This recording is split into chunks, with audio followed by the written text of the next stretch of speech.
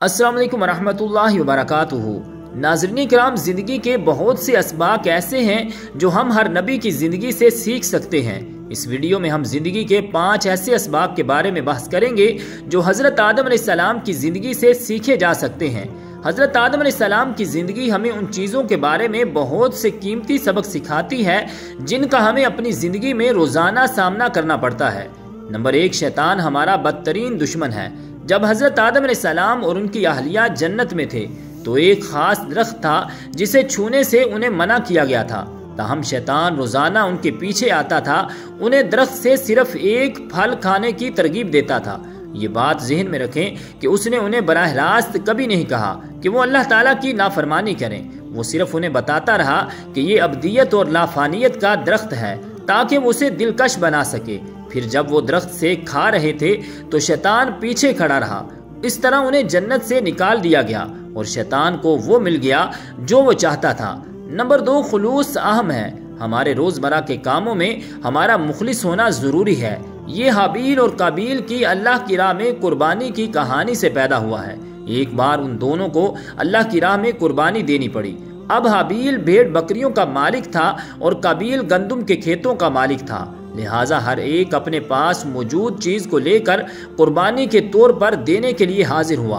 हाबील ने खुलूस के साथ अपनी भेड़ का बेहतरीन हिस्सा लिया, लेकिन काबील कुर्बानी से जान छुड़ाना चाहता था। लिहाजा उसने गंदुम का बदतरीन हिस्सा चुना।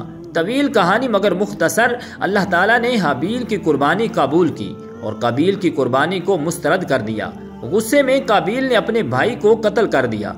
बाद में उसे इस पर अफसोस हुआ तो अल्लाह ताला ने अपने मुर्दा भाई को दफन करने के लिए एक कौवा भेजा ताकि काबील को दिखाया जा सके कि हाबील की लाश का क्या करना है। नंबर 3, तौबा जरूरी है। आदम अलैहिस्सलाम और हव्वा अलैहिस्सलाम ने शजरे ममनुआ से खाने के बाद फौरन अपनी गलती पर अफसोस किया और आजिज़ी में अपने आप को ढांपना शुरू कर दिया। उन्होंने अल्लाह से तौबा की और अल्लाह ने उन्हें माफ करने का फैसला किया, जो गलती करने के बाद तौबा की अहमियत को जाहिर करता है। नंबर 4, तकब्बुर बुरा है। जब अल्लाह ने पहली बार हजरत आदम अलैहिस्सलाम को पैदा किया तो अल्लाह ने जिन्नात और तमाम फरिश्तों को हुक्म दिया कि वो हजरत आदम अलैहिस्सलाम को सजदा करें। उस वक़्त शैतान को जन्नत में रहने की इजाज़त थी। ताहम जब हजरत आदम अलैहिस्सलाम के सामने झुकने का वक़्त आया तो शैतान ने इनकार कर दिया और कहा कि वो हजरत आदम अलैहिस्सलाम से बेहतर है क्योंकि वो आग से और हजरत आदम अलैहिस्सलाम मिट्टी से पैदा हुए हैं। नतीजतन अल्लाह ने शैतान को हुक्म दिया कि वो हमेशा के लिए जन्नत छोड़ दे, लेकिन शैतान की एक दरख्वास्त थी, यानी उसे क़यामत तक इंसानों को गुमराह करने की इजाज़त दी जाए।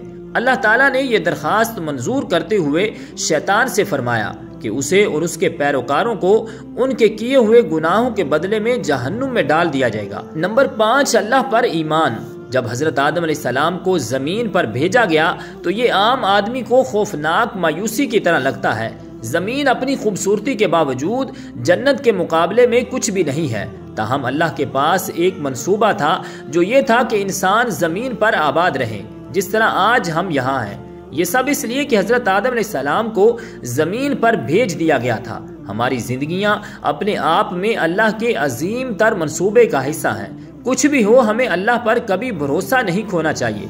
हजरत आदम अलैहिस्सलाम की तरह हमें भी हमेशा ये बात जहन में रखनी चाहिए कि अल्लाह के मंसूबे हमारे इरादों से बहुत बेहतर हैं। तो रब्बुल जलाल हम सब को अमल की तौफीक और हिम्मत अता फरमाए। आमीन बिजाहिन नबिय्यिल करीमिल अमीन।